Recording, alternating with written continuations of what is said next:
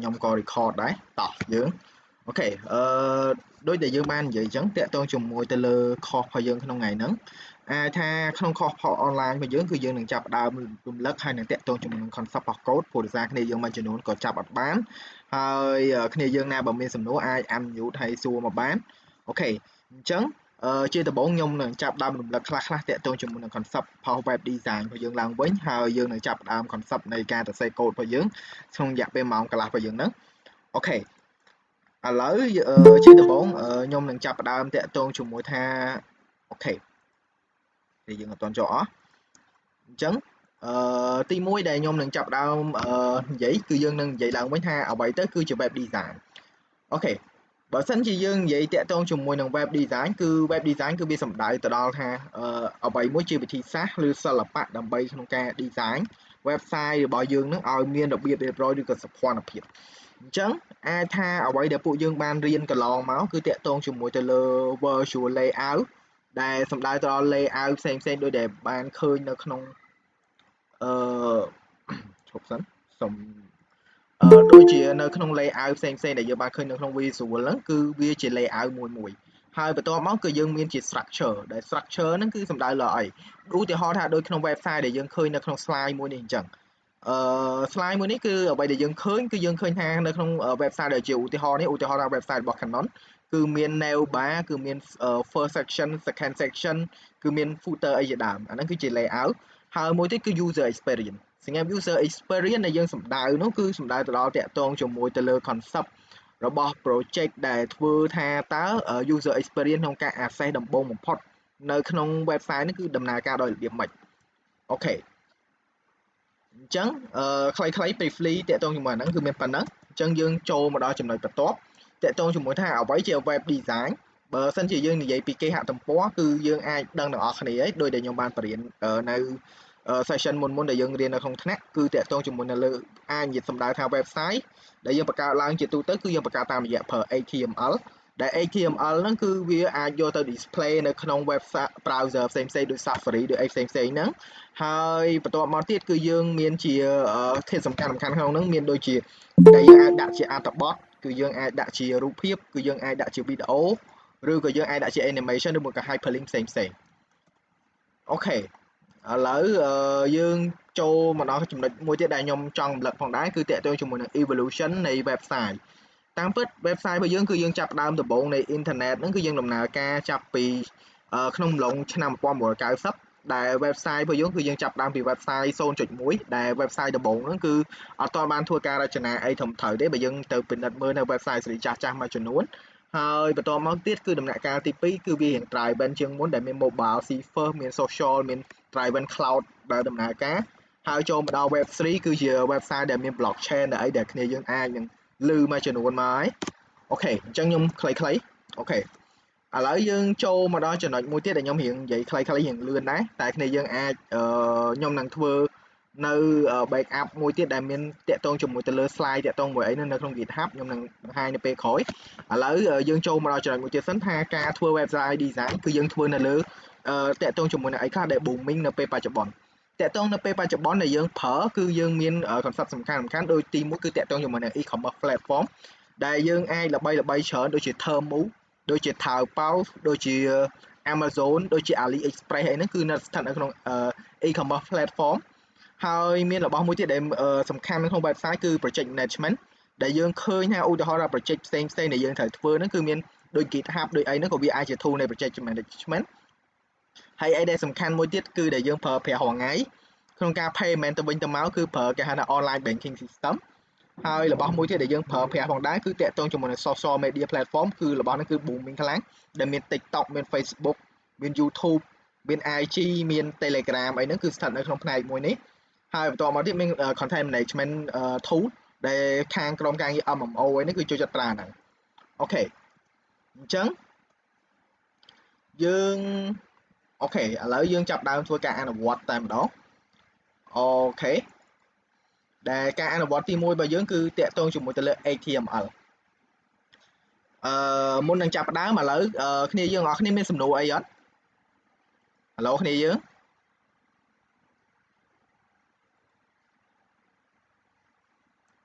អូស្ងាត់ឈឹងអញ្ចឹង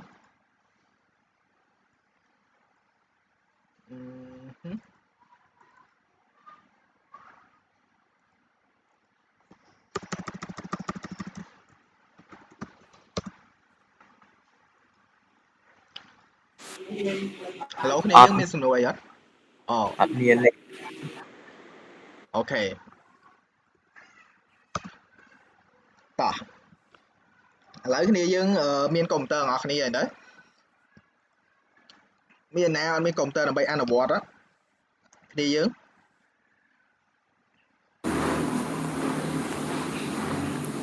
មានលោកគ្រូមាន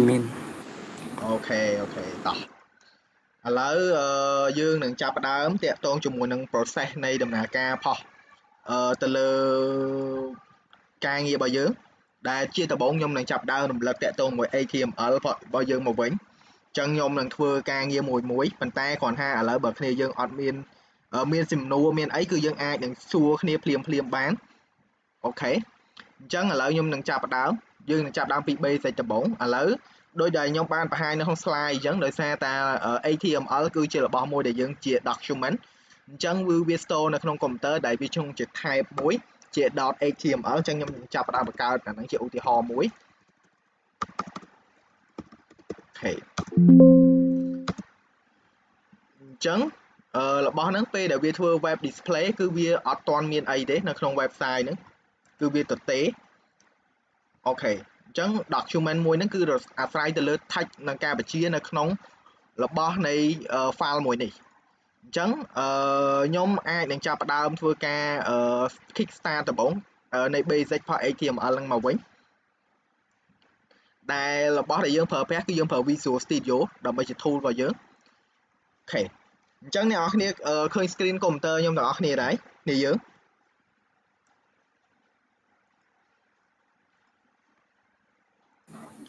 អូស្ងាត់ល្អនេះគ្នាយើង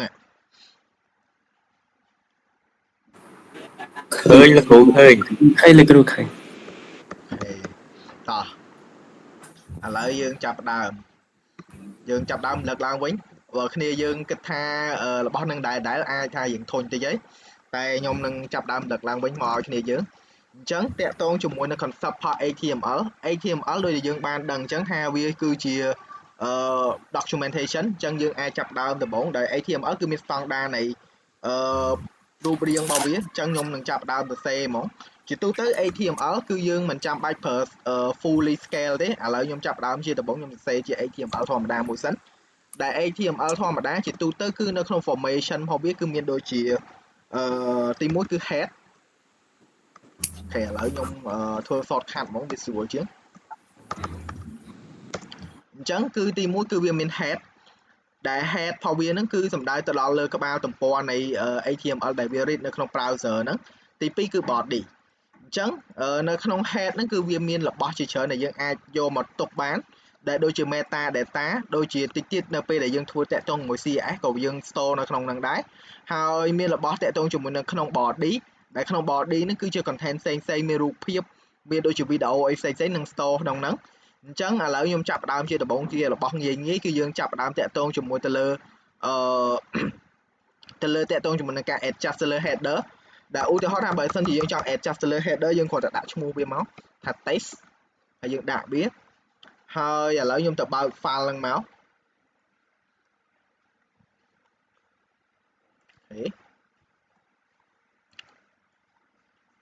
គ្នាយើងអាចឃើញថានៅក្នុងនេះគឺ test ហ្នឹងគឺចាប់ផ្ដើមដូរឈ្មោះហើយមុនហ្នឹងគឺវា index អូគ្នាយើងណាចូលវាញ់ទៀតនេះadmit អូខេអញ្ចឹងគឺ index គឺតទេឡើយទេអញ្ចឹងយើងចាប់ដើមកែកនតទៀតអញ្ចឹងយើងចូលដល់ផ្នែកខ្លួននៃទំព័រ section បន្ទាប់អញ្ចឹងយើងចាប់ដើមដាក់វាមួយឥឡូវខ្ញុំដាក់ជា h1 មានន័យ header អក្សរទំហំលេខ1ដែលក្នុងហ្នឹងគឺខ្ញុំដាក់ជា hello world នៅក្នុងហ្នឹងអូខេអញ្ចឹងខ្ញុំ save ហើយបន្ទាប់មកឥឡូវខ្ញុំអាចទៅ refresh មើលមកវិញគឺចេញថាមានន័យថាវាចេញជា hello world អូខេអញ្ចឹងវារៀងដដែលទេតែឥឡូវយើងចាប់ផ្ដើមតាក់ទងជាមួយទៅលើ basic មួយចំនួននៅក្នុងហ្នឹងដែលខ្ញុំនឹងលើកឡើងវិញដូចគ្នាអូខេយើងអាចត្រឡប់មកវិញតាក់ទងជាមួយទៅលើ HTML ហ្នឹងយើងឃើញថា HTML ជាទូទៅការ declaration របស់វាគឺវាមានរបស់មួយចំនួននៅក្នុង element ហ្នឹងដែលយើងត្រូវប្រើប្រាស់គឺដូចជា h1 ហ្នឹងដែល h1 ហ្នឹងគឺវាមានតាមទំហំរបស់វាគឺមាន h1 h2 អូខេ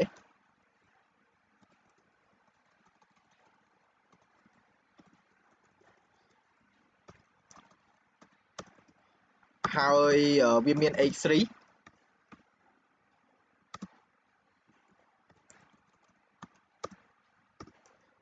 ិយាយទៅគឺវាមានរហូតទៅដល់ h6 ដែលទំហំរបស់វាគឺថយចុះម្ដងមួយពេលដែលយើងចាប់ដើមតម្លៃពី h1 ដល់ h6 ហ្នឹងអូខេឃើញថា h6 គឺវាទូជាងគេអូខេក្រៅពីហ្នឹងគឺក្នុងការដាក់តាក់ទងជាមួយទៅលើ font អក្សរទៅលើពុម្ពអក្សរផ្សេងជាទូទៅគឺនៅក្នុង HTML អ្វីដែលយើងប្រើប្រាស់គឺយើងប្រើជាអត្ថបទហ្មងគឺយើងប្រើ P ដែល P ហ្នឹងគឺយើងអាចដាក់ជាអក្សរផ្សេងឥឡូវខ្ញុំឧទាហរណ៍អញ្ចេះចុះអក្សរអីចឹងទៅអញ្ចឹងគឺ P ហ្នឹងគឺវាជា tag នៃអត្ថបទហ្នឹងឯងអញ្ចឹងអត្ថបទហ្នឹងគឺពេលដែលយើង save មកគឺវាចេញជាទម្រង់ជាអត្ថបទផ្សេងខុសពី header អូខេអញ្ចឹងមកដល់ត្រឹមចំណុចហ្នឹងអត់មានសំណួរអីទេណាហើយខ្ញុំគិតថាគ្នាយើងពេលដែលខ្ញុំបញ្យល់នៅក្នុងថ្នាក់ដូចជាប៉ុណ្ណឹងដូចងាយឯងហេតោះឥឡូវយើងបន្តទៀតសិនអូខេឥឡូវយើងបន្តទៀតទៅដល់ចំណុចelement បន្ទាប់ដែលយើងនិយាយគឺតាក់ទងជាមួយនឹងការដាក់ link អូខេការដាក់ link ហ្នឹងគឺជាទូទៅគឺគេប្រើប្រាស់សម្រាប់ឲ្យតាក់ទងមួយ website របស់យើងអាច link ទៅកាន់ផ្នែកផ្សេងនៃ website ផ្សេងទៀតអញ្ចឹងជាទូទៅឥឡូវខ្ញុំមាន website មួយ link មួយដែល link ហ្នឹងគឺខ្ញុំដាក់ឲ្យទៅដល់ Google អូខេ google.com ខ្ញុំដាក់ domain name google.com នៅកន្លែងនេះហើយបន្ទាប់មក link ហ្នឹងខ្ញុំដាក់ដើម្បី appear នៅក្នុងកន្លែងផុស HTML របស់យើងគឺយើងត្រូវដាក់នៅក្នុងប្រឡោះនៃ tag A ទាំងពីរហ្នឹងអញ្ចឹងខ្ញុំដាក់ Google អូខេហើយបន្ទាប់មកខ្ញុំ save អូខេហើយឥឡូវយើងអាចទៅមើលបានឃើញថារបស់ហ្នឹងគឺវាចេញមកហើយនេះគឺ Google ពេលដែលយើង click ទៅគឺវាទៅដល់ Google តែម្ដងអូខេតោះឥឡូវមានសំណួរអីអត់តាក់ទងមួយការដាក់ link ដូចជាអត់ទេណាខ្ញុំគិតថាដូចជាមិនអីទេគ្នាយើងចេះច្រើនហ្នឹងអីអូខេអញ្ចឹងយើងបន្តទៀតយើងទៅតាក់ទងជាមួយនឹង process បន្ទាប់របស់យើងទៅដល់តាក់ទងមួយ element មួយទៀតគឺការធ្វើការដាក់រូបភាពអូខេអញ្ចឹងក្នុង HTML យើងមានការដាក់រូបភាពខ្ញុំនិយាយតាក់ទងមួយរូបភាពមួយចុះឥឡូវខ្ញុំមានtag មួយដែលខ្ញុំប្រើគឺខ្ញុំប្រើ image អូខេដែល image អញ្ចឹងគឺខ្ញុំមានប៉ុណ្ណឹងហើយខ្ញុំមាន alternate មានអីចឹងទៅខ្ញុំអត់ទាន់ declare ទេខ្ញុំទៅរកមើលរូបភាពមួយសិនអញ្ចឹងខ្ញុំចូលទៅរូបភាពខ្ញុំចូលទៅ Google ខ្ញុំវាយពាក្យឈប់អូ sorry Google មកខ្ញុំវាយពាក្យថាអូខេ PSBU អញ្ចឹងទៅអូខេអញ្ចឹងយើងចូលមកក្នុង website របស់សាលាយើងអូខេ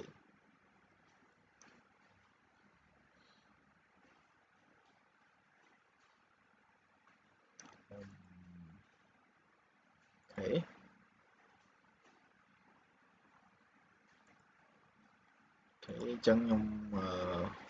យករូបភាព logo international របស់យើងមកខ្ញុំប្រើកន្លែង save as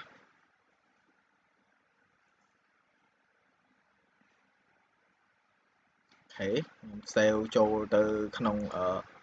test ហ្នឹង desktop test ដែលយើងមានមិញអូខេហើយបន្ទាប់មកខ្ញុំ save អូខេអញ្ចឹងយើងទៅមើល folder របស់យើងមានរូបភាពមួយឥឡូវខ្ញុំចង់ហៅរូបភាពហ្នឹងយកមកប្រើគឺយើងប្រើកន្លែង src នេះឥឡូវខ្ញុំប្រើ shortcut មួយគឺខ្ញុំប្រើរបស់មួយនេះដែលមានរូបទំហំប៉ុណ្នេះហើយ alternative មានឈ្មោះហ្នឹងគឺអីគេខ្ញុំដាក់ជា PSBU logo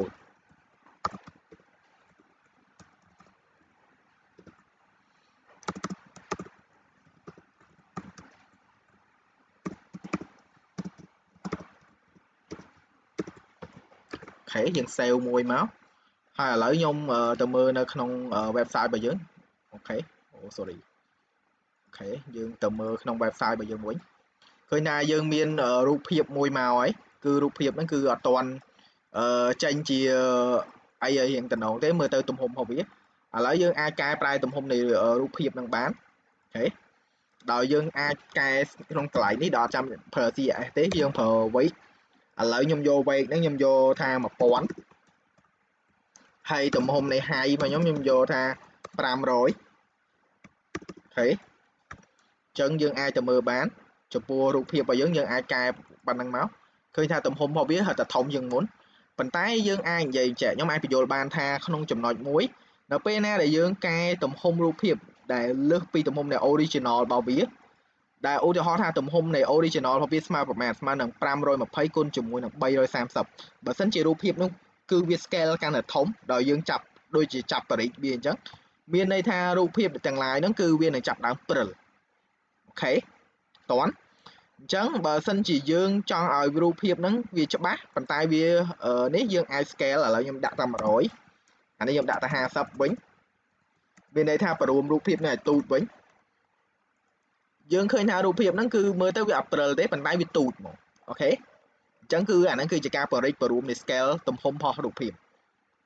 អូខេតើអត់គ្នាយើងអូខេអូខេឥឡូវ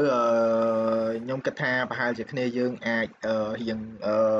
គិតថារៀងស្រួលដែរទេវាមិនអីទេតាក់ទងជាមួយចំណុចហ្នឹងអញ្ចឹងឥឡូវកុំឲ្យនេះយើងអាចបន្តតិចទៀតសិនយើងអាចចូលក្នុង trick រៀងថ្មីមួយចំនួនទៀតឥឡូវចំណុចបន្ទាប់ដែលខ្ញុំនឹងបន្តគឺយើងនឹងចាប់ផ្ដើមតាក់ទងជាមួយនឹងការដាក់រូបដែរប៉ុន្តែខ្ញុំចង់សម្ដៅថាឥឡូវឧទាហរណ៍ថាដូចជាយើងមើលទៅក្នុង website របស់យើងឃើញថាមានគ្នាយើងប្រហែលអ្នកដែលធ្លាប់សួរខ្ញុំតាក់ទងជាមួយនឹងចំណុចនេះមានន័យថារបស់នៅខាងលើនេះយើងឃើញដូចកន្លែងនេះអញ្ចឹងគឺមាន logo ផុស Google មានន័យថាកន្លែងនេះគេហៅថា favicon អញ្ចឹងឥឡូវយើងចង់ដាក់ favicon ហ្នឹងគឺនៅក្នុង fav icon ហ្នឹងគឺនៅក្នុងចំណុចនេះអញ្ចឹងខ្ញុំនឹងចាប់ផ្ដើមធ្វើគឺខ្ញុំនឹងចាប់ផ្ដើមតាក់ទងជាមួយទៅលើចំណុចខាងលើនេះ header របស់យើងដោយខ្ញុំនឹងចាប់ផ្ដើម adjust ជាមួយនឹង link មួយដែល tag នេះគេឲ្យឈ្មោះថាជា link ដែល link ក្នុងកន្លែងនេះគឺខ្ញុំប្រើនៅខ្ញុំយក tag ផុសជា favicon ដែលយើងមាន favicon ហើយស្រេចហើយអញ្ចឹងខ្ញុំចាប់ផ្ដើមយកមកគឺខ្ញុំប្រើអូខេគឺខ្ញុំយកកន្លែងនេះជា tag ជាឈ្មោះ real icon អូខេហើយបន្ទាប់មកកន្លែងនេះគឺខ្ញុំប្រើ logo ផុសសាលាយើងហ្មងគឺខ្ញុំប្រើមួយនេះហើយបន្ទាប់មកខ្ញុំ save អូខេយើងអាចទៅមើលនៅក្នុង website របស់យើងវិញអូខេយើងឃើញថា logo នេះគឺបានផ្លាស់ប្ដូរកន្លែងនេះដូចគ្នាយ៉ា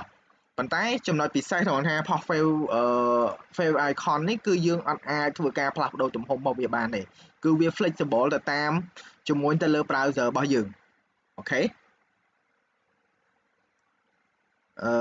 អាចមានសំណួរកន្លែងតាក់ទងជាមួយនឹងការដាក់fav icon នៅលើ page នៅខាងលើនេះតើណាឬមួយក៏មានសំណួរអីញ៉ាំគ្នាយើងព្រោះខ្ញុំជឿថាគ្នាយើងមានសំណួរច្រើនកន្លែងចំណុចហ្នឹង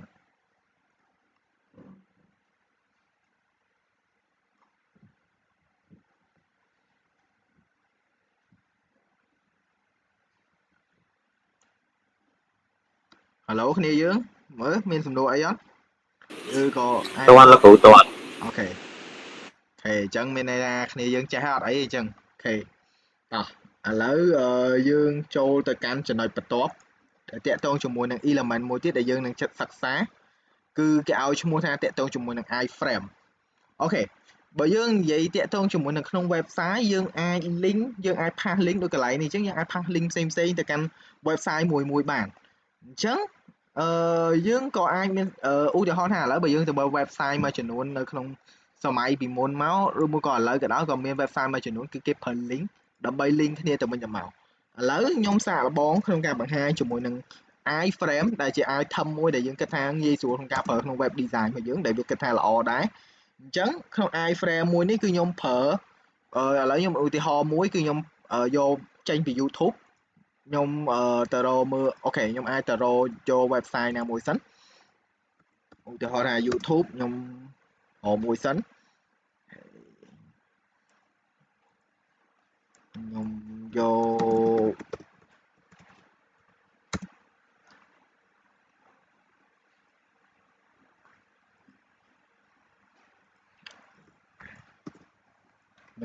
link មួយនេះឥឡូវយើងតែមើលសិនហើយបន្តមកចាំយើង adjust តាមក្រោយយើងទៅមើល iframe របស់យើងអូខេrefuse to connect អូខេជប់សិនខ្ញុំកែកនមួយសិន This model is a 2,000-liter brew house.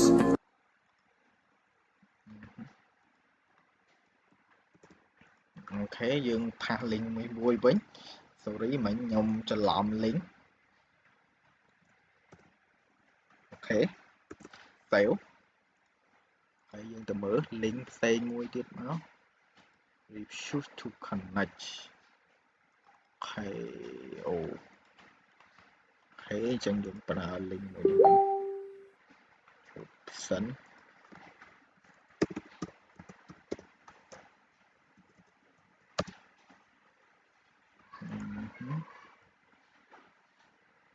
អូខេខ្ញុំប្រើ link មួយនេះវិញព្រោះដោយសារតា website មួយចំនួនគឺបាន block តាក់ទងជាមួយទៅលើ iframe ហ្នឹងតែយើងអាចប្រើបានខ្លះអូខេឥឡូវខ្ញុំទៅមើល website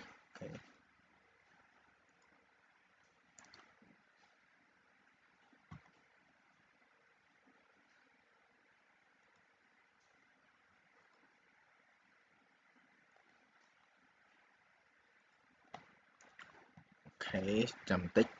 ខ្ញុំកែកនមួយសិន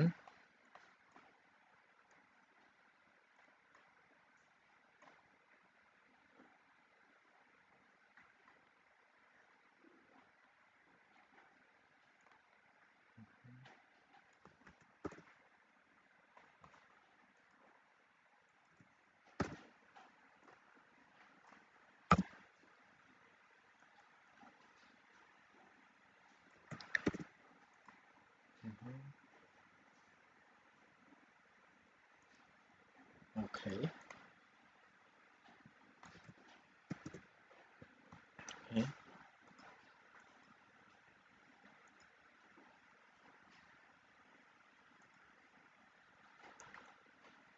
អូយើងទៅ copy បោះនេះមកហ្មងបោះ YouTube មកអូខេខ្ញុំយល់ហើយដោយសារ YouTube គេមាន certification មួយចំនួនអូខេឥឡូវយើងបាន iframe របស់ YouTube ហើយដែល iframe នេះគឺ original ចេញពីបោះ YouTube មកហ្មង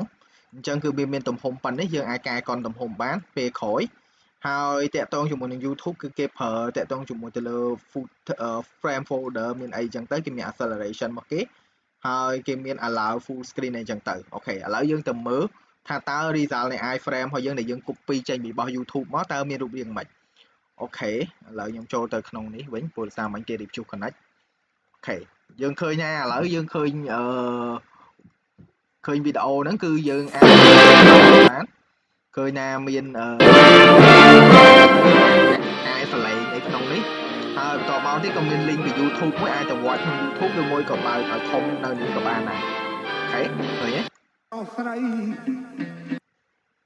ញ្ចឹងថ្ងៃក្រោយបើសិនជាយើងមាន website របស់យើងខ្លួនឯងមួយហើយយើងមានវីដេអូក្នុង YouTube យើងអាចយកអានេះមក embed ក្នុងនេះក៏បានដែរដោយប្រើមុខងារ iframe ហ្នឹងក្នុងនេះបានអូខេអញ្ចឹង YouTube តាមពិត YouTube គឺមានរបស់ហ្នឹងស្រាប់នៅកន្លែងនេះពេលដែលយើងចូល I've been using Grammarly for 3 years, and I can't imagine my work life without it. Grammarly is an AI writing partner, and unlike other AI tools, គឺយើងអាចយកចេញពី YouTube បានដែល YouTube ប្រវាញកូដកន្លែងហ្នឹងឲ្យយើងគឺ iframe ប៉ុណ្ណេះអូខេតោះមានសំណួរអីទេតាក់ទងមួយ iframe ដែលយើងអាចយកមក embed បាន Hello គ្នាយើងត្រូវការពេលអនុវត្តប្រើ iframe ទេ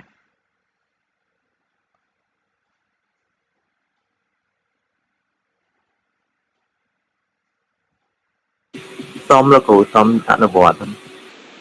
អូខេអញ្ចឹងឥឡូវខ្ញុំឲ្យ link អនុវត្តមួយយើងអាចចូល link ចេញពីក្នុង YouTube មិនថាឥឡូវមិនមែនថាអីយើងយកវីដេអូណាមួយក៏បានចេញពី YouTube ហើយយើងអាចដាក់ iframe នៅក្នុង website របស់យើងទៅអូខេហើយយើងអាចកែកនទំហំតាមនឹងបាននៅក្នុង code របស់យើងមានហើយអូខេ តែឥឡូវខ្ញុំអាចតម្លាក់ link មួយឲ្យ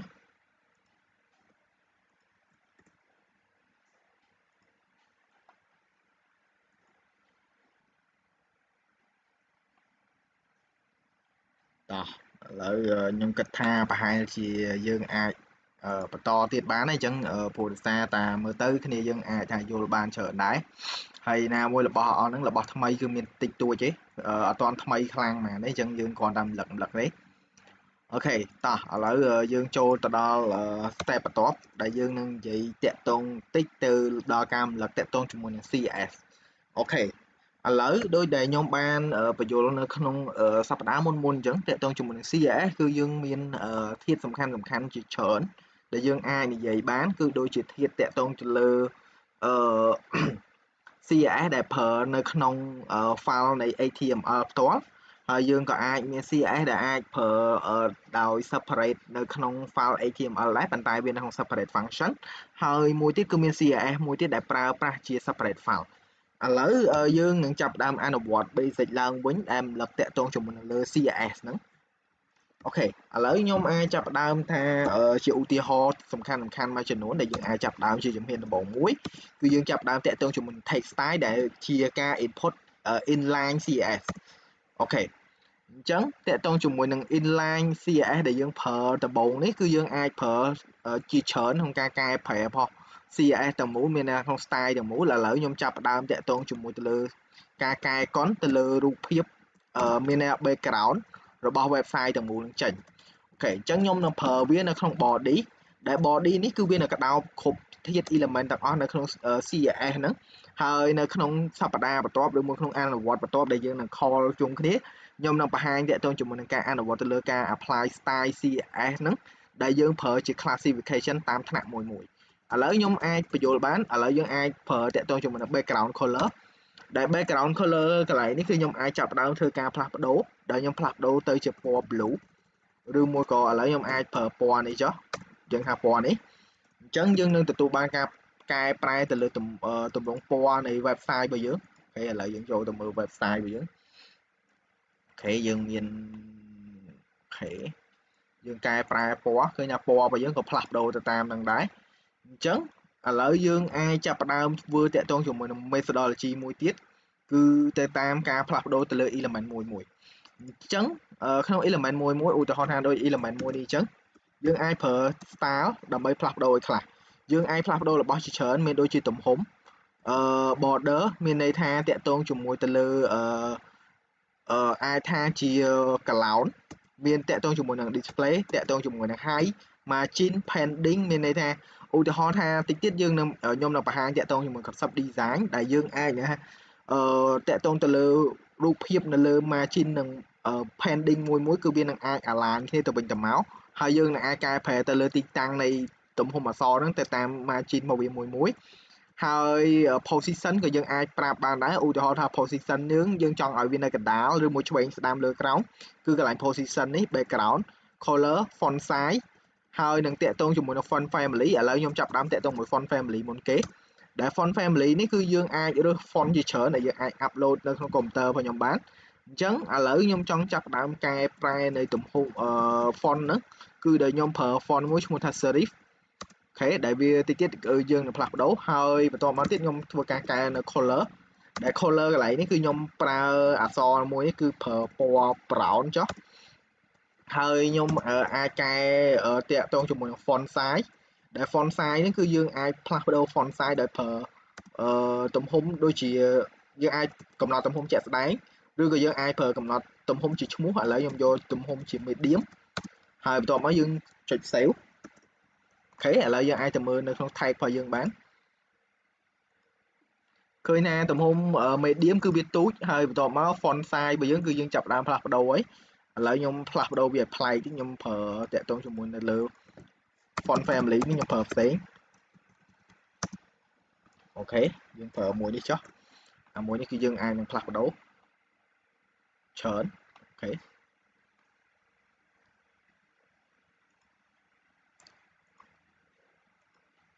ឃើញណា font អក្សររបស់វាក៏ចាប់ដើមផ្លាស់ប្ដូរដែរហើយឥឡូវខ្ញុំអាចចាប់ដើមបង្ហាញអក្សរហ្នឹងឲ្យយើងធំជាងមុនខ្ញុំចង់ឲ្យធំបន្តិចកុំឲ្យគ្នាយើងបាក់មើលយើងប្រើ large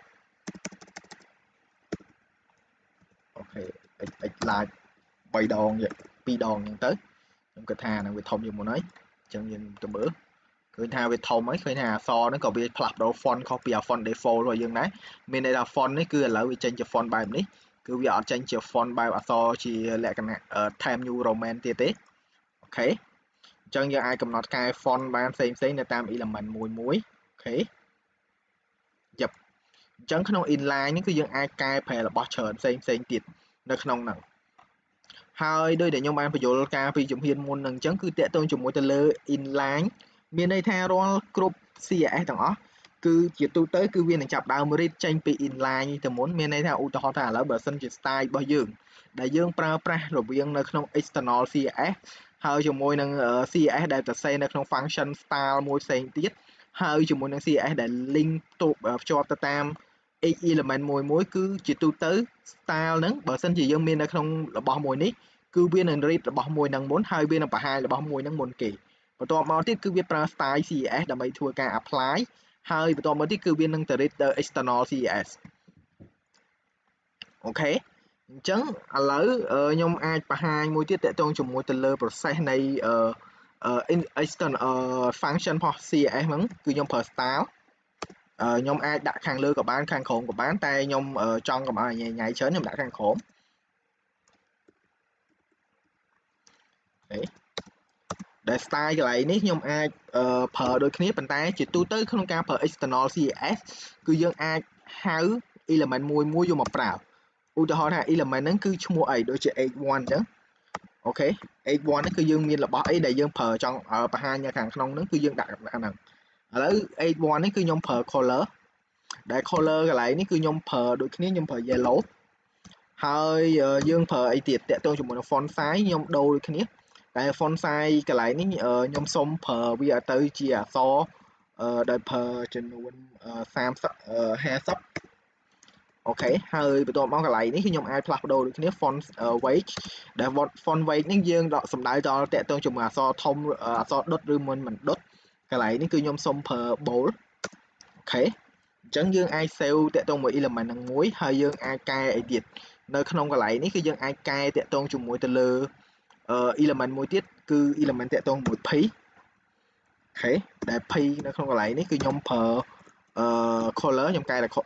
តែ font នេះទេ font family ចេញដែល font family កន្លែងនេះគឺខ្ញុំយក Franklin អូខេប៉ុណ្ណឹងអូខេហើយបន្ទាប់មកខ្ញុំ save ហើយឥឡូវយើងអាចទៅមើលបានអូខេឃើញថាអក្សររបស់យើងគឺចាប់ដើមបដូរហើយកន្លែង text p របស់យើងក៏ដូរដែរអូខេអញ្ចឹងគឺការ apply CSS ទៅលើ text ទាំងពីរនេះគឺអាចនិយាយបានថាគឺវា apply មកគឺនៅក្នុង file របស់ CSS តែមួយអញ្ចឹងតិចទៀតខ្ញុំនឹងបង្ហាញតាក់ទងជាមួយនឹង process របស់ការ apply ជាមួយ external CSS បន្ថែមទៀតតាមពិតយើងគ្រាន់តែរំលឹកទេអញ្ចឹង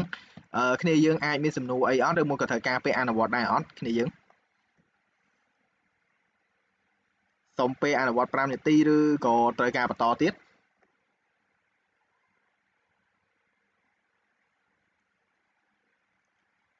ហៅឡូគ្នាយើង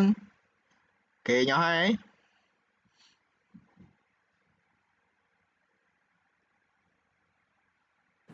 អត់អីទេលោកគ្រូអាចបន្តទៀតបានអូខេចាំពាក្យហ្នឹងយូរហើយអូខេតទៀតអូខេឥឡូវយើងបន្តទៅទៀតតាក់ទងជាមួយនឹងចំណុចហ្នឹងអញ្ចឹងដោយសារតែរបស់ទាំងពីរហ្នឹងមានន័យថាគឺវាដូចយើងធ្លាប់បានរៀនពីមុនមកគឺប្រើប្រាស់នៅក្នុង CSS តែមួយឥឡូវយើងមានរបស់មួយទៀតដែលយើងអាចប្រើប្រាស់ដូចគ្នាប៉ុន្តែគឺយើងនៅក្នុង CSS file CSS ហ្នឹងគឺជា file មួយដែលដាច់ដោយឡែកចេញពី file ដើមរបស់យើងជាទូទៅក្នុងការ apply នៅក្នុង website គឺយើងត្រូវប្រើ file ដាច់ដោយឡែកពីគ្នាដែលវាជា standard ក្នុងការធ្វើ web design អញ្ចឹងឥឡូវខ្ញុំប្រើ file មួយឈ្មោះ style បង្កើតវាមួយមក style.cs អូខេអញ្ចឹងយើងទទួលបាន file style.cs មួយហើយយើងចាប់ដើម link វាចូលមកហើយអូខេដែលយើង link នៅខាងលើនៃ header នេះហើយខាងលើនៃ header ខ្ញុំដាក់ជា style.cs មួយអូខេអញ្ចឹងយើងចាប់ដើម link វាចូលអញ្ចឹងខ្ញុំចាប់ដើមបើក style.cs នៅជាមួយនឹង Visual Studio របស់ខ្ញុំអូខេ always okay open ok អញ្ចឹងនៅក្នុង CSS របស់យើងនេះគឺកន្លែងនេះគឺនៅតែទេឡើយទេអត់ទាន់មានអីទេអញ្ចឹងខ្ញុំនឹងចាប់ដើមធ្វើ in process របស់វាមកតាក់ទងជាមួយចំណុចនេះគឺអាចថាឥឡូវខ្ញុំចាប់ដើមប្រើដូចគ្នាខ្ញុំ testing តាក់ទងជាមួយនឹងការហៅរវាងរបស់នៅក្នុង inline ហើយនឹងនៅក្នុងរបស់ external ឲ្យគ្នាយើងមើលសិន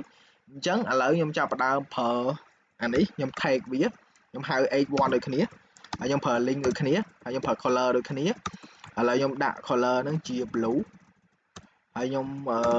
ប្រើ font size font family នេះខ្ញុំអត់ប្រើ font ដូចគ្នាទេខ្ញុំប្រើ font ជា Arial Havenka ហើយបន្ទាប់មកទៀត font នេះគឺខ្ញុំfont size កន្លែងនេះគឺខ្ញុំប្រើ300ហើយ font weight មានន័យថាខ្ញុំប្រើអក្សរ dot កន្លែងនេះគឺខ្ញុំប្រើ900អូខេ dot ខ្លាំងហើយបន្ទាប់មកទៀតគឺខ្ញុំប្រើអូខេខ្ញុំចាត់ទុកថាប៉ុណ្្នឹងសិនអញ្ចឹងយើងទៅមើលទាំងអស់គ្នាដោយសារតែលាវនេះគឺ H1 នេះគឺមាននៅធាតុនៅកន្លែងនេះមួយដែលជា style រួចរាល់ហើយបន្ទាប់មកគឺយើងមានរបស់មួយនេះមួយទៀតអញ្ចឹងយើងចាំមើលថាតើ process ទាំងពីរហ្នឹងគឺវាដើរអត់អានេះគ្រាន់ជាការរំលឹកទេយើងឃើញថា font weight បើសិនជាវាអត់មានគឺវានឹងទៅចាប់ចេញពីបោះនៃមានន័យថាធាតុដែលវាអត់មានគឺវានឹងទៅចាប់ចេញពីបោះ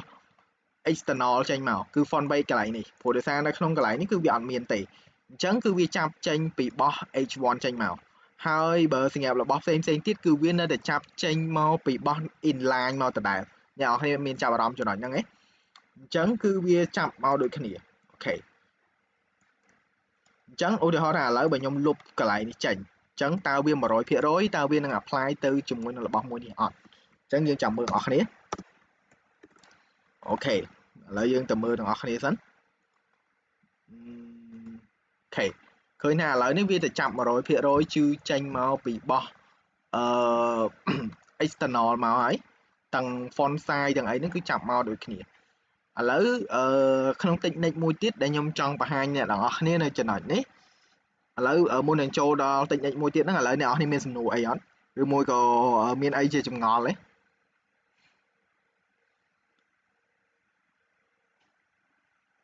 ឡូគ្នាយើងមានអារម្មណ៍ថាគ្នាយើងរៀនអនឡាញដូចស្រួលដល់ហើយនេះមានចម្ងល់អីទេតូឡា អត់មានលោកគ្រូអត់មាន ណ៎នេះមើលអ្នកផ្សេងទៀតមានណាមានសំណួរអីទេឬមួយក៏ត្រូវការខ្ញុំសួរវិញទេល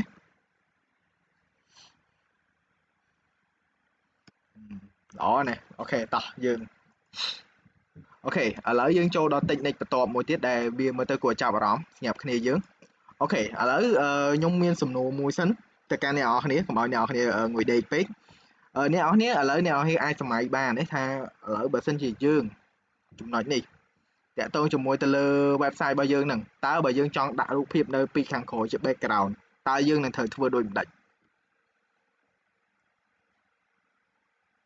មើលគ្នាយើងអាចមានយោបល់អ្នកម៉ាត់មើលកុំឲ្យថាខ្ញុំនិយាយតែម្នាក់ឯង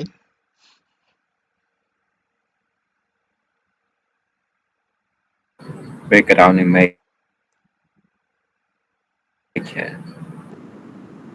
យ៉ាមានណាមានយោបល់អីទេ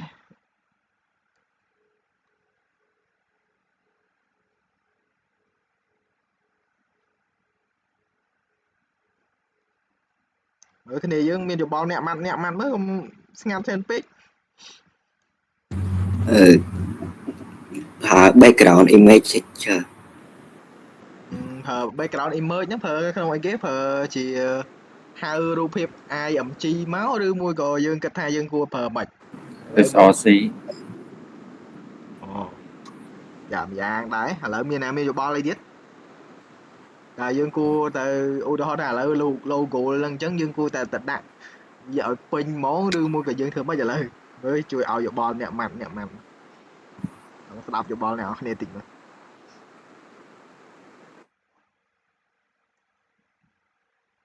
ើលឥឡូវខ្ញុំហៅឈ្មោះតិចមើលអញ្ចឹងមើលជីនីមានយោបល់អីដែរ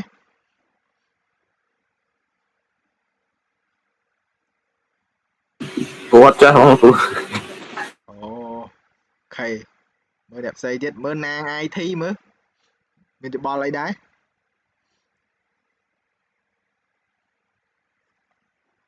chồng ok mình này kia dương ai kê lụa bẻ đà lấy Cho nên nhắn nhắn ơi cú. lò đá này ở đấy dương to tiết sinh ok tỏ ở lỡ tam pít đại nhung recommendation món tệ tôi cho mình được background này ha chia gold practice mình này tha chia các anh ở what đây là all pot cứ dương cua ta apply ở nắng cho mình CS của CS tam pít dương min style phong viết để dương ai tôi cả call video một bán để dương ai per nắng chia background ok để background nó chúng ta background image hai background image nó cứ dương ai hai video một per bàn cụ cho là lấy nhôm per nơi file mũi nhôm per để chịu URL cho để URL lấy cái dương ai vô một per tranh bị màu mùi bàn lấy nhôm apply URL tranh màu bị này chẳng cứรูปភាព nó cứវានឹង load ចេញមកពី រូបភាព ហ្នឹង ហើយ ហើយ ឥឡូវ យើង មើល អូខេ តោះ ឃើញ ទេ មាន ន័យ ថា រូបភាព ហ្នឹង គឺ វា នឹង ចាប់ ដើម link មក ហើយ វា នឹង ចាប់ ចូល មក ក្នុង background របស់ យើង ហ្មង អូខេ ឥ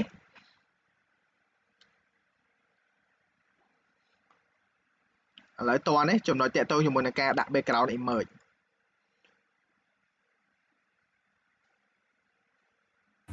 អធិស្ឋានគឺសុំម្ដងទៀតបានអត់គ្រូ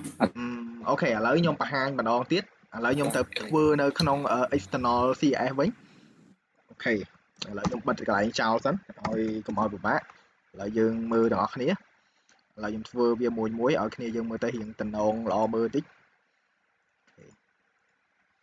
ឥឡូវខ្ញុំបិទមកវិញអស់ហើយណាអូខេអញ្ចឹងយើងឥឡូវខ្ញុំទៅហៅរូបភាពមួយសិនឥឡូវយើងយករូបភាពឲ្យគេចេះរូបភាពរបស់យើងកុំឲ្យជាប់ copyright របស់គេអូខេយើងយករូបភាពមួយនេះអញ្ចឹងអូខេខ្ញុំ save as image ហើយយើងចូលទៅក្នុងរូបភាពមួយនេះ PSView អូខេតោះឥឡូវយើងទៅមើលសិនយើងចង់ដាក់វាមកចូលក្នុងនេះអញ្ចឹងខ្ញុំប្រើនៅក្នុងកន្លែងនេះហ្មងខ្ញុំប្រើ body អូខេដែល body កន្លែងនេះគឺខ្ញុំកដោបវាមកហើយខ្ញុំប្រើ background image ដែល background image កន្លែងនេះគឺខ្ញុំប្រើ link ជំនួយដើម្បីធ្វើការ link ទៅកាន់text ដែលគេហៅថាមានន័យថា path ផុសរូបភាពមួយហ្នឹងដល់ខ្ញុំផ្អែកទៅលើ URL ដែល URL កន្លែងនេះគឺខ្ញុំយករូបភាពមួយហ្នឹងគឺស្មើនឹងអីគេគឺខ្ញុំយក dot slash មួយមកគឺខ្ញុំយករូបភាពហ្នឹងតែម្ដងគឺ PSView ហើយខ្ញុំ save អូខេប៉ុណ្ណឹងហើយបន្តមកទៀតយើងនឹងចាប់ផ្ដើមពេលដែលយើង refresh មកឥឡូវយើងទៅមើលក្នុង website របស់យើងវិញអូខេឃើញថារូបភាពហ្នឹងគឺវាចេញមកអញ្ចឹងឃើញទេឥឡូវតនេះតមកជំហាននេះទេ តលោកគ្រូតអូខេអាចចង់អនុវត្តសិនឬមួយក៏អាចបន្តទៀត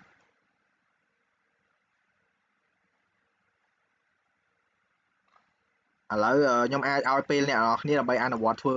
background image ហ្នឹងចំនួនថា5នាទីចុះព្រោះដោយសារខ្ញុំគិតថាកន្លែងនេះបើអត់ធ្វើទេអ្នកនរគ្នាអាចនឹងធ្វើអត់ចាញ់ទេអូខេតោះអូខេតោះឥឡូវគ្នាយើងឥឡូវយើងបន្តតិចទៀតយើងចាប់ដើម trick បន្តទៀតមានន័យថាតាក់ទងជាមួយកលឹះបន្តទៀតសិនឥឡូវអ្នកនរគ្នាអាចឃើញហើយថាក្នុង website របស់យើងនេះអ្វីដែលយើងរៀងចម្លែកចង់ថាក្នុង website មួយហ្នឹងគឺ background image ហ្នឹងគឺវា duplicate ច្រើនមែនតើមានន័យថាឧទាហរណ៍ថាឥឡូវបើយើង zoom ចេញមកឥឡូវយើងឃើញថាវាមានរូបភាពជាន់គ្នាច្រើនមែនតើអញ្ចឹងធ្វើអ្វីក៏ដោយដើម្បីកុំឲ្យរូបភាពហ្នឹងវាជាន់គ្នាអញ្ចឹងឥឡូវយើងចូលមកដល់ style បន្ទាប់ដែលយើងត្រូវប្រើគឺយើងត្រូវប្រើនៅក្នុងមួយសិនគេឲ្យឈ្មោះថា background repeat ដែល background repeat កន្លែងនេះគឺមានន័យថាបើសិនជាយើងចង់ឲ្យ background ហ្នឹងកុំឲ្យវាជាន់គ្នាយើងយកពាក្យថា no repeat អូខេអញ្ចឹងឥឡូវយើងទៅមើលទៀតថាវាយ៉ាងម៉េចអូខេឃើញថារូបភាពនេះឥឡូវនេះគឺវាលែងជាន់គ្នាហើយបើសិនជាយើង zoom out មកក៏វាលែងជាន់គ្នាដែរប៉ុន្តែបញ្ហាដែលធំមួយរបស់យើងគឺមានន័យថារូបភាពនេះគឺវាអត់ពេញជាមួយនឹងផ្ទៃនៃ website របស់យើងទាំងស្រុងទេឃើញទេវាអាចនៅសល់ផ្ទៃពណ៌សមួយនេះ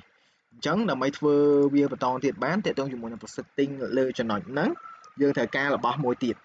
để dương ao mua tha thì tôi là tại tôi dùng một lơ background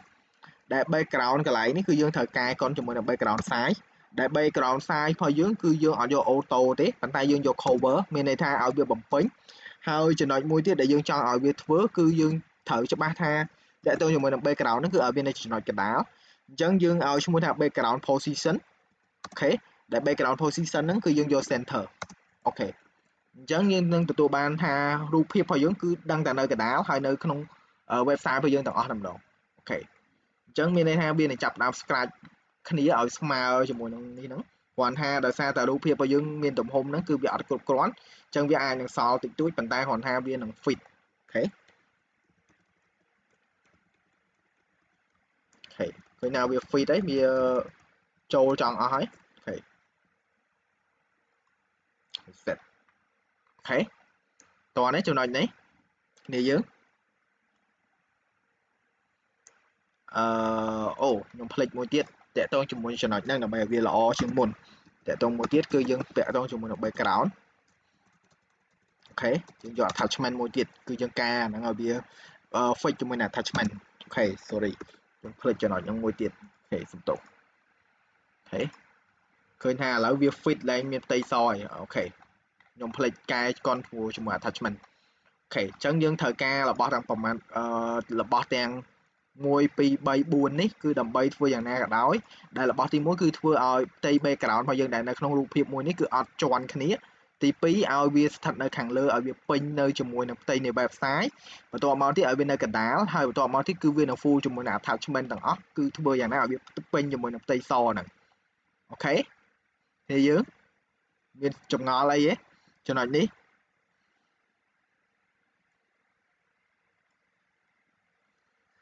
អូខេខ្ញុំតម្លាក់កូដនឹងមួយឲ្យគ្នាយើងអូខេ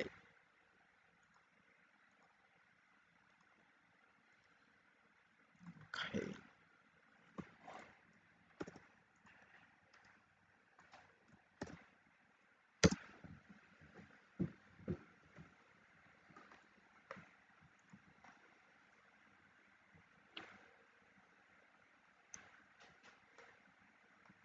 តោះអូខេឥឡូវបើសិនជាគ្នាយើងអត់មានសំណួរអីទេ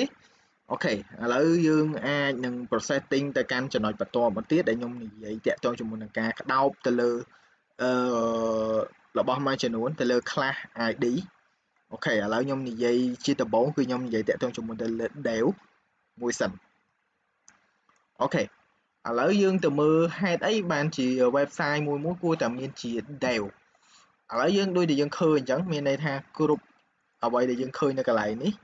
គឺវារញ៉ៃញ៉ៃយើងបាក់ក្នុងការ identify ទៅកាន់ section មួយនៃ website ហើយដូចដែលខ្ញុំបញ្យល់អញ្ចឹងគឺ website ជាទូទៅគឺវាមាន layout របស់វាដែល layout មួយហ្នឹងគឺវាអាច identify បានឧទាហរណ៍ថាឥឡូវយើងមាន nav bar យើងមានអីដែលត្រឹមត្រូវអញ្ចឹងមកហើយបន្ទាប់មកយើងមានតាក់ទងជាមួយនឹង content តាក់ទងជាមួយ footer អីផ្សេងៗអញ្ចឹងដើម្បីផ្អែកលើចំណុចទាំងអស់ហ្នឹងបានគឺយើងត្រូវមានការគ្រប់គ្រងទៅលើ element មួយហ្នឹងឲ្យល្អអញ្ចឹងរបស់មួយដែលយើងគួរតែប្រើក្នុងការក្តោបតាក់ទងជាមួយនឹងរបស់អស់ហ្នឹងគឺគេឲ្យឈ្មោះថា dev អូខេ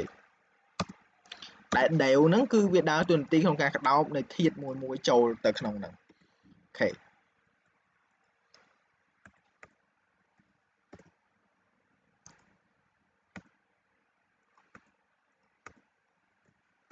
អញ្ចឹងរាល់ពេលណាដែលយើងចង់ធ្វើការកែកនឧទាហរណ៍ថាឥឡូវ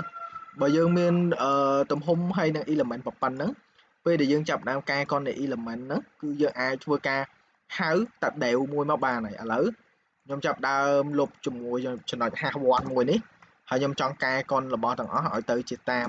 dev វិញគឺខ្ញុំប្រើ dev ដែល dev កន្លែងនេះគឺខ្ញុំអាចប្រើ classification មួយគឺខ្ញុំប្រើ color អូខេដែលក្នុង color កន្លែងនេះគឺខ្ញុំអាចប្រើពណ៌ថា brown ឬមួយក៏ brown ចុះហើយឥឡូវនេះគឺដោយសារតែយើងអត់ចង់ឲ្យឃើញមើលទៅយ៉ាងញ៉ៃញ៉ៃអញ្ចឹងខ្ញុំសូមដក background image ចេញហើយបន្តមកទៀតខ្ញុំជំនួសដល់ background color វិញដើម្បីឲ្យយើងស្រួលមើលថាការប្រែប្រួលផុសរូបភាពនៃ website របស់យើងរបៀបម៉េចហើយឥឡូវខ្ញុំយកពណ៌រៀងនេះចុះ ឲ្យគ្នាយើងស្រួលមើលហើយបន្ទាប់មកចំណុចនេះគឺខ្ញុំកែអៃកនជាមួយនឹង font ដែល font កន្លែងនេះគឺខ្ញុំអាចកែអៃកនវាទៅជា font family ហើយ font family កន្លែងនេះគឺខ្ញុំអាចយកជា font មួយឈ្មោះថាGeneva អញ្ចឹងចុះអូខេអញ្ចឹងយើងអាចទៅមើលបានរូបភាពរបស់យើងគឺយើង website របស់យើងចាប់ដើមប្រែប្រួលហើយឃើញថាទាំងអស់ហ្នឹងគឺវាចាប់ដើមប្រែប្រួលហើយអូខេអញ្ចឹងនៅសល់របស់មួយចំនួនដែលវានៅក្នុង inline គឺវាអត់ទាន់ប្រែប្រួលអូខេខ្ញុំទៅលុបរបស់ក្នុង inline មួយសិន hash to អូខេវានៅ read របស់មួយហ្នឹងខ្លះអូខេអញ្ចឹងយើងដក style កន្លែងនេះចេញអូខេ save អូខេអញ្ចឹងយើងអាចមើលបានថា dev គឺវាក្តោបកន្លែងធាតុអស់ហ្នឹងហើយវាបង្កើតឲ្យទៅជារបស់ហ្នឹង apply ក្នុងរបស់តែមួយហេតុអីបានជាយើងត្រូវការប្រើ dev បើយើងនិយាយថាដូចដែលខ្ញុំនិយាយមកអញ្ចឹងគឺវាប្រើប្រាស់សម្រាប់ក្នុងការក្តោបទៅតាមធាតុមួយចុះបើសិនជាយើងមានធាតុច្រើនតើយើងត្រូវធ្វើដូចដាច់ចំណុចមួយហ្នឹងគឺបើសិនជាយើងនិយាយគឺយើងត្រូវប្រើរបស់មួយទៀតគេឲ្យឈ្មោះថា class ហើយនឹង id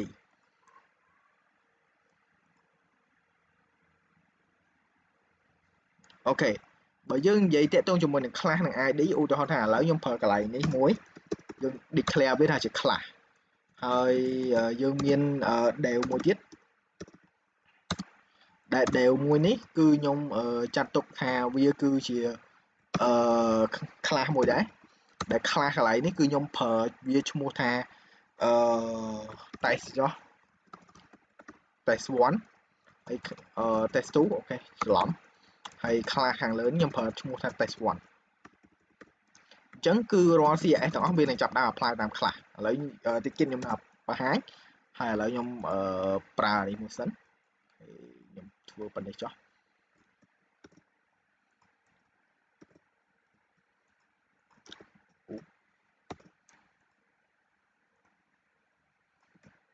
អូខេកន្លែងនេះយើងអាចកែវាមកហើយបន្ទាប់មកទៀតយើងប្រើ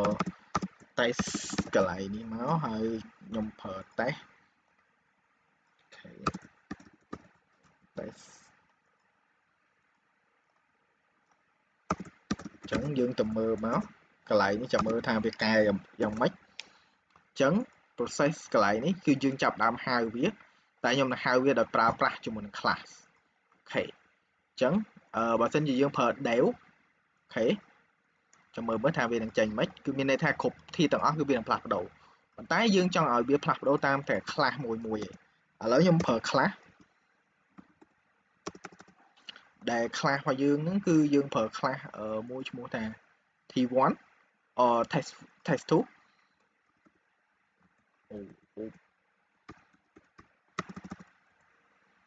1ហើយ class test 1ហ្នឹងគឺខ្ញុំប្រើអីគេខ្ញុំប្រើ color វាឲ្យខុសវិញដែល color កន្លែងនេះគឺខ្ញុំប្រើ blue អូខេហើយបន្តមកទៀតឥឡូវយើងទៅមើលថាឃើញថាវាចាប់ដើមផ្លាស់ប្ដូរហើយយើងមើលអូខេអញ្ចឹងមានថាក្នុង class មួយគឺវាចាប់ដើម declaring ផ្សេងគ្នាអូខេឥ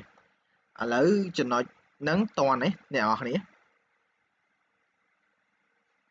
តាក់ទងមួយខ្លះ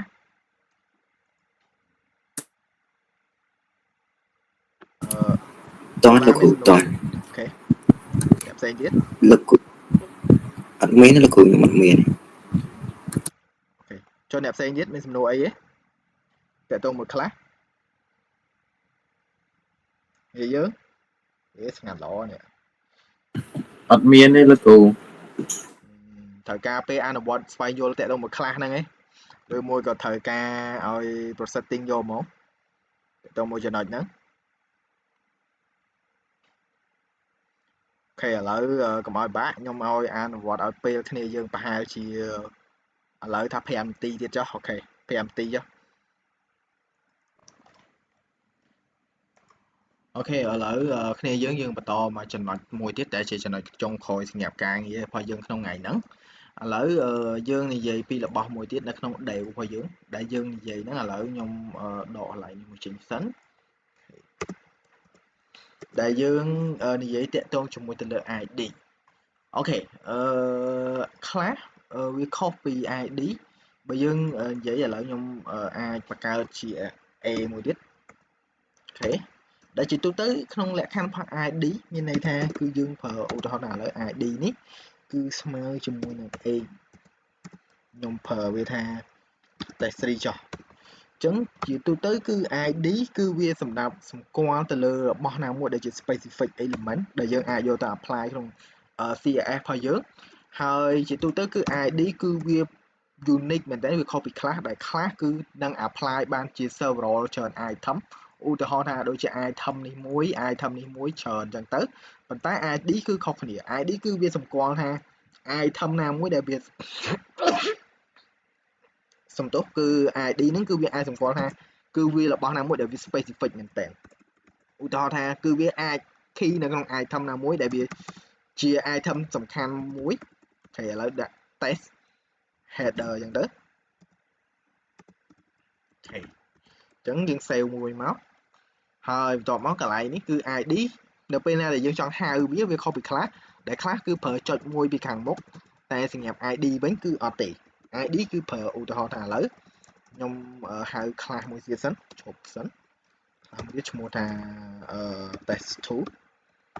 ខេតែ test2 ហ្នឹងគឺខ្ញុំប្រើតាក់ទងជាមួយទៅលើ color របស់យើងយើងប្រើកន្លែងនេះយើងប្រើ red អូខេហើយខ្ញុំប្រើ font family អូខេដែល font family កន្លែងនេះខ្ញុំប្រើ Sequel UI ហើយកន្លែងនេះគឺខ្ញុំប្រើ font weight ដូចគ្នា font weight គឺខ្ញុំប្រើ bold អញ្ចឹងទៅអញ្ចឹងចំណុចតាក់ទងមួយID គឺយើងប្រើអញ្ចេះវិញដែល ID គឺយើងប្រើសញ្ញាទង់ជ្រូកដែលសញ្ញាទង់ជ្រូកហ្នឹងគឺយើងអាចប្រើ test3 អូខេហើយយើងហៅវាចេញមកហើយបន្ទាប់មកយើងប្រើ color អ្នក color កន្លែងនេះគឺខ្ញុំយកពណ៌អីផ្សេងមួយដូចជាខ្ញុំយកពណ៌medium maroon អីចឹងទៅ maroon អញ្ចឹងមកហើយបន្ទាប់មកទៀតគឺខ្ញុំប្រើ font របស់វាគឺខ្ញុំប្រើ font ឲ្យខុសគ្នា font family គឺខ្ញុំប្រើ font នេះគឺខ្ញុំប្រើឲ្យរៀងចម្លែកតិចហើយបន្ទាប់មកទៀតគឺ font weight អូខេខ្ញុំយក font នេះគឺខ្ញុំយករៀងស្រាលថា300 save អញ្ចឹងយើងទៅមើល ID នេះគឺវាមានន័យថាគឺវាជា specific item អូខេអញ្ចឹងមានន័យថា ID មួយនេះគឺវានឹង load ខុសគេនៅក្នុងចំណោមហ្នឹងដែលវា identify ថាវាជា unique item របស់វាអូខេអញ្ចឹងវាខុសពី class ដែល class គឺអាច apply បានច្រើន item ដូចយ៉ាងខ្ញុំនិយាយម្ដងទៀតហើយសម្រាប់ ID គឺវានឹងហៅតែមួយ item ណាមួយដែល specific ឯងអូខេ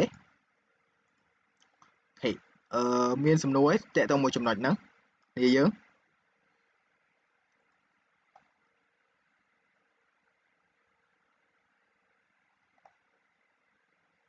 អូខេ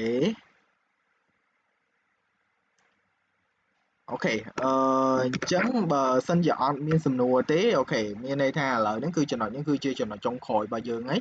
អញ្ចឹងចាប់ពីអាទិត្យក្រោយទៅ processing របស់យើងដែលយើងនឹងបន្តសម្រាប់ការងាររបស់យើងគឺយើងអាចនឹងសិក្សាតាក់ទងជាមួយ concept CSS ផ្សេងមួយចំនួនទៀតដែលយើងនឹងរៀនហើយយើងនឹងប្រើតាក់ទងជាមួយទៅលើអ្វីដែលខ្ញុំបានបង្ហាញនៅក្នុង slide កាលពីមុនពេលដែលយើងរៀនពេលដែលយើងធ្វើ midterm ខុសការលើកមុនគឺតាក់ទងជាមួយទៅលើ Tailwind ហើយយើងនឹងមានតាក់ទងជាមួយនឹងអ្វីបន្តទៀតតាក់ទងជាមួយ JavaScript តាក់ទងជាមួយអីផ្សេងអូខេអញ្ចឹងអរគុណមែនតើគ្នាយើងហើយណាដែលអត់បានចូលចាំខ្ញុំតម្លាក់ record video ហ្នឹងចូលទៅក្នុងនេះរបស់យើងចូលទៅក្នុងក្រុម Telegram របស់យើងអូខេតោះអូខេអស់ហើយណាគ្នាយើងបាទអរគុណលោកគ្រូអូខេតោះ